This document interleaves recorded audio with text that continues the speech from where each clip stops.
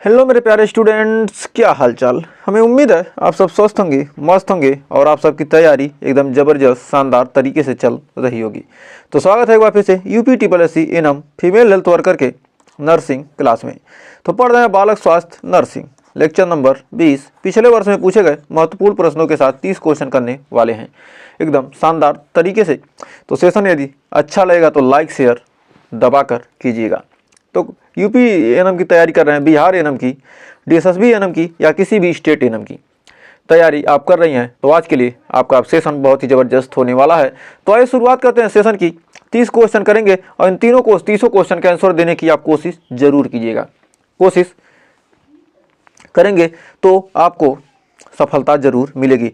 30 question का answer देने की कोशिश किया, आपके 10 ही सही हो रहे हैं, 5 ही सही हुए, 15 सही हुए, 20 सही हुए, तो घबराइए मत। क्वेश्चन का आंसर दीजिए। एक बार में नहीं सही होगा, दूसरी बार तो सही होगा, तीसरी बार तो सही होगा, तो सही होगा, जरूर होगा यदि आप क्या करेंगे, मन से पढ़ेंगे तब। तो एक बार देखिए, 2 बार देखिए, 3 बार देखिए। ज़्यादा लंबा वीडियो है नहीं कि क्या करना है, आपको ज़्यादा समय बर्बाद करना है। कम समय में आपको बेहतरीन से बेहतरीन, ज़्यादा से ज़्यादा कंटेंट दिया जाता है। 2 बार 3 बार देखेंगे, आपके आंसर ऑटोमेटिक ज़्यादा सही होते चलेंगे और एक्यूरेसी जब बढ़ेगी तो सिलेक्शन तो वो पक्का ही होने वाला है। तो आइए शुरुआत करते हैं क्वेश्चन की और लास्ट में कमेंट में बताइएगा कि आपके कितने क्वेश्चन सही हुए हैं। तो फर्स्ट क्वेश्चन कर रहा है टॉनिक नेक रिफ्लेक्स। टॉनिक नेक रिफ्लेक्स किस आयु तक सामान्य रूप से मौजूद रहता है? 2 से 3 महीने, 5 से 7 महीने, 9 से 12 महीने या जन्मजात अनुपस्थित। तो कह रहा है टॉनिक नेक रिफ्लेक्स। टॉनिक नेक रिफ्लेक्स किस आयु तक सामान्य रूप से मौजूद रहता है? तो राइट आंसर होगा ऑप्शन नंबर बी, 5 से 7 महीने। नेक्स्ट कर गेसेल के विकास सिद्धांत, गेसेल थियरी किस पर केंद्रित है? सामाजिक अंतःक्रिया, परिपक्वता और अनुक्रम, संज्ञानात्मक चरण, नैतिक विकास। तो कह रहा गेसेल के विकास सिद्धांत किस पर केंद्रित है? तो गेसेल का विकास सिद्धांत किस पर केंद्रित है? परिपक्वता और अनुक्रम, यानी ऑप्शन नंबर बी हो जाएगा हमारा सही। तो बढ़ते हैं आगे। कह रहा स्पीच ब्लूम लैंग्वेज ब्लूम के अनुसार बच्चा किस आयु में 2 शब्द वाक्य बोलता है? 12 से 18 महीने, 18 से 24 महीने, 2 से 3 वर्ष, 3 से 4 वर्ष। तो कह रहा स्पीच ब्लूम लैंग्वेज ब्लूम के अनुसार बच्चा किस आयु में 2 शब्द वाक्य बोलता है? तो 18 से 24 महीने, यानी ऑप्शन नंबर बी हो जाएगा सही। नेक्स्ट कह रहा नवजात शिशु में सूंघने की क्षमता का परीक्षण कैसे किया जाता है? मीठे और खट्टे स्वाद की प्रतिक्रिया, स्तन के दूध की गंध से सिर घुमाना, तेज आवाज में प्रतिक्रिया या चमकती रोशनी पर ध्यान। तो कह रहा नवजात शिशु में सूंघने की क्षमता का परीक्षण कैसे किया जाता है? तो सूंघने की क्षमता का परीक्षण कैसे किया जाता है? तो ऑप्शन नंबर बी, स्तन के दूध की गंध से सिर घुमाना। नेक्स्ट कह पैराशूट रिफ्लेक्स किस आयु में प्रकट होता है? 3 से 4 महीने, 6 से 9 महीने या 12 से 15 महीने या 18 से 24 महीने। तो कह रहा पैराशूट रिफ्लेक्स किस आयु में प्रकट होता है? तो राइट आंसर हो जाएगा 6 to 9 मंथ। तो बढ़ते हैं आगे। कह रहा है बायोफोर्टिफाइड फसलें, बायोफोर्टिफाइड क्रॉप्स का प्राथमिक उद्देश्य क्या है? पैदावार बढ़ाना, पोषक तत्वों की मात्रा बढ़ाना, कीट प्रतिरोधक क्षमता बढ़ाना या जल उपयोग क्षमता। तो कह रहा बायोफोर्टिफाइड फसलें, जो बायोफोर्टिफाइड क्रॉप्स हैं, उसका प्राथमिक उद्देश्य क्या है? पोषक तत्वों की क्षमता को बढ़ाना या पोषक तत्वों की मात्रा को बढ़ाना। तो राइट आंसर होगा पोषक तत्वों की मात्रा को बढ़ाना, यानी ऑप्शन नंबर बी हो जाएगा सही। तो बढ़ते हैं आगे। कह रहा लैक्टोज इंटॉलरेंस वाले शिशु में के लिए सबसे उपयुक्त फार्मूला कौन सा है? सोया आधारित, लैक्टोज फ्री, हाइड्रोलाइज्ड प्रोटीन या गाय का दूध। तो कह रहा लैक्टोज इंटॉलरेंस वाले शिशु में सबसे उपयुक्त फार्मूला कौन सा है? तो राइट आंसर होगा लैक्टोज फ्री। नेक्स्ट कह रहा विटामिन B7 यानी बायोटीन की कमी से कौन सा लक्षण दिखाई देता है? रूखी त्वचा, बालों का झड़ना, मांसपेशियों में दर्द, थकान। तो कह रहा है विटामिन B7 यानी बायोटीन की कमी से कौन सा लक्षण दिखाई देता है? तो बालों का झड़ना। B7 की कमी से क्या होता है? बायों का झड़ना, बाल क्या होंगे? झड़ने लगते हैं B7 की कमी से विटामिन। नेक्स्ट कह रहा एनर्जी डेंसिटी वाले आहार किस समस्या के लिए अनुशंसित हैं? कुपोषण, ओबेसिटी, स्टंटिंग या मैरासमस। तो कह रहा एनर्जी डेंसिटी एनर्जी डेंसिटी वाले आहार किस समस्या के लिए अनुशंसित हैं? तो हमारा राइट आंसर हो जाएगा कुपोषण, यानी ऑप्शन नंबर ए हो जाएगा हमारा सही। तो हो जाएगा ऑप्शन नंबर ए सही हो जाएगा। एनर्जी डेंसिटी वाले आहार किस समस्या के लिए अनुशंसित हैं? तो ऑप्शन नंबर ए हो जाएगा कुपोषण। तो नंबर का हो जाएगा ऑप्शन नंबर ए कुपोषण। तो बढ़ते हैं आगे। करा ग्लाइसेमिक इंडेक्स जीआई के आधार पर कौन सा खाद्य सबसे उपयुक्त है? शकरकंद यानी जीआई 70, दलिया जीआई 55, सफ़ेद चावल जीआई 73 या गेहूं की रोटी जीआई 75। तो ग्लाइसेमिक इंडेक्स के आधार पर कौन सा खाद्य सबसे उपयुक्त है? तो हमारा राइट आंसर हो जाएगा ऑप्शन नंबर बी दलिया यानी जीआई 55।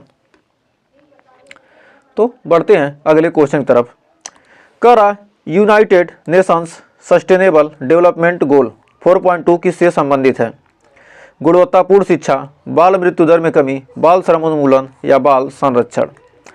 तो कह रहा United Nations sustainable development goal 4.2 किससे संबंधित है? तो हमारा 11 का हो जाएगा ऑप्शन नंबर ए गुणवत्तापूर्ण शिक्षा। नेक्स्ट, कह रहा इंटरनेशनल लेबर ऑर्गेनाइजेशन कन्वेंशन 182 किस पर प्रतिबंध लगाता है? बाल श्रम, बाल तस्करी, बाल यौन शोषण, सबसे खराब रूपों में बाल श्रम। तो कह रहा इंटरनेशनल लेबर ऑर्गेनाइजेशन यानी ILO कन्वेंशन 182 किस पर प्रतिबंध लगाता है? तो हमारा 12 का हो जाएगा ऑप्शन नंबर डी सबसे खराब रूपों में बाल श्रम। तो बढ़ते हैं अगले क्वेश्चन की तरफ। तो अगला क्वेश्चन कह रहा है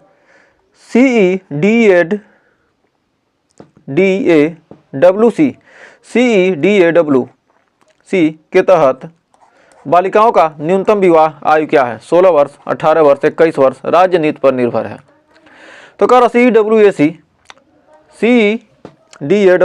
के तहत बालिकाओं की न्यूनतम आयु विवाह की कितनी है? तो हमारा हो जाएगा ऑप्शन नंबर बी 18 वर्ष। नेक्स्ट, बाल संरक्षण नीति ICPS के तहत किशोर न्याय बोर्ड JJB की अध्यक्षता कौन करता है? मजिस्ट्रेट, सामाजिक कार्यकर्ता, डॉक्टर, शिक्षक। तो कह रहा है बाल संरक्षण नीति यानी ICPS के तहत किशोर न्याय बोर्ड यानी JJB की अध्यक्षता कौन करता है? तो हमारा राइट आंसर होगा option number A magistrate. Next, कह रहा बाल यौन शोषण पॉक्सो अधिनियम के तहत चाइल्ड पोर्नोग्राफी की सजा क्या है? 5 वर्ष की जेल, 7 वर्ष की जेल, 10 वर्ष की जेल या आजीवन कारावास। तो कह रहा चाइल्ड पोर्नोग्राफी यानी पॉक्सो एक्ट के तहत चाइल्ड पोर्नोग्राफी की सजा क्या है? तो हमारा हो जाएगा ऑप्शन नंबर ए 5 वर्ष की जेल। नेक्स्ट, कह रहा नियोनेटल हाइपोक्सिक इस्केमिक इंसेफेलोपैथी के प्रबंधन में किस तकनीक का उपयोग होता है? Hypothermia therapy, hyperbaric oxygen, phototherapy, antibiotics. तो कह रहा नियोनेटल हाइपोक्सिक इस्केमिक इंसेफेलोपैथी के प्रबंधन में किस तकनीक का उपयोग किया जाता है? तो हमारा 16 का हो जाएगा option number A hypothermia therapy. तो बढ़ते हैं अगले क्वेश्चन की तरफ। कह रहा बच्चों में ट्यूबरकुलोसिस मेनिंजाइटिस का प्राथमिक निदान कैसे किया जाता है? CSF विश्लेषण, MRI, सीने का एक्सरे, ट्यूबरकुलिन स्किन टेस्ट। तो कह रहा बच्चों में ट्यूबरकुलस मेनिंजाइटिस का प्राथमिक निदान कैसे किया जाता है? तो हमारा हो जाएगा CSF विश्लेषण यानी ऑप्शन नंबर ए हो जाएगा हमारा सही। नेक्स्ट, कह रहा कंजेनाइटल हाइपोथायराइडिज्म के लिए स्क्रीनिंग टेस्ट क्या है? गुथरी टेस्ट, हिल प्रिक टेस्ट या TSH टेस्ट या यूरिन टेस्ट। तो कह रहा कंजेनाइटल हाइपोथायराइडिज्म के लिए स्क्रीनिंग टेस्ट क्या है? तो हमारा 18 का हो जाएगा option number C TSH test. तो बढ़ते हैं आगे। कह रहा बच्चों में एक्यूट किडनी इंजरी का सबसे सामान्य कारण क्या है? डिहाइड्रेशन, संक्रमण, अनुवांशिक विकार, दवाओं का दुष्प्रभाव। तो कह रहा बच्चों में एक्यूट किडनी इंजरी का सबसे सामान्य कारण क्या है? तो हमारा 19 का हो जाएगा डिहाइड्रेशन यानी ऑप्शन नंबर ए हो जाएगा सही। नेक्स्ट, कह रहा नवजात शिशु में पर्सिस्टेंट पल्मोनरी हाइपरटेंशन का प्रबंधन कैसे किया जाता है? Nitric oxide inhalation, mechanical ventilation, surgery या उपरोक्त सभी। तो कह रहा नवजात शिशु में स्टेंट पल्मोनरी हाइपरटेंशन का प्रबंधन कैसे किया जाता है? तो हमारा हो जाएगा ऑप्शन नंबर डी सभी। Nitric oxide inhalation, mechanical ventilation, surgery, ये सारे किए जाते हैं। नेक्स्ट, तो हमारा 21वां क्वेश्चन देखिए क्या करा है। कर राष्ट्रीय शैक्षिक अनुसंधान और प्रशिक्षण NCERT द्वारा स्कूल हेल्थ प्रोग्राम के तहत क्या शामिल है? योग और ध्यान, मिड डे मील, स्वास्थ्य क्लब, उपरोक्त सभी। यानी ये सारी चीज़ें क्या है? मिड डे मील NCERT द्वारा स्कूल हेल्थ प्रोग्राम के तहत क्या क्या शामिल हैं? तो ये सारी चीज़ें क्या हैं? हमारी शामिल हैं, यानी ऑप्शन नंबर डी हो जाएगा हमारा सही। तो बढ़ते हैं आगे। कर डिजिटल इंडिया के तहत स्कूलों में कौन सी सेवा शुरू की गई है? ई हेल्थ रिकॉर्ड, टेलीमेडिसिन, ऑनलाइन स्वास्थ्य शिक्षा या स्मार्ट क्लासरूम। तो कह रहा है डिजिटल इंडिया के तहत स्कूलों में कौन सी सेवा शुरू की गई है? तो हमारा हो जाएगा ऑनलाइन स्वास्थ्य शिक्षा, ऑप्शन नंबर सी हो जाएगा सही। फिर कह रहा है निपुण भारत के तहत किस आयु वर्ग को लक्षित किया गया? 3 से 6 वर्ष, 6 से 9 वर्ष, 3 से 11 वर्ष या 6 से 14 वर्ष। तो कह रहा निपुण भारत के तहत किस आयु वर्ग को लक्षित किया गया है? तो 3 से 11 वर्ष, यानी ऑप्शन नंबर सी हो जाएगा सही। फिर कह रहा स्कूल हेल्थ प्रोग्राम के तहत आयुष्मान दीदी की भूमिका क्या है?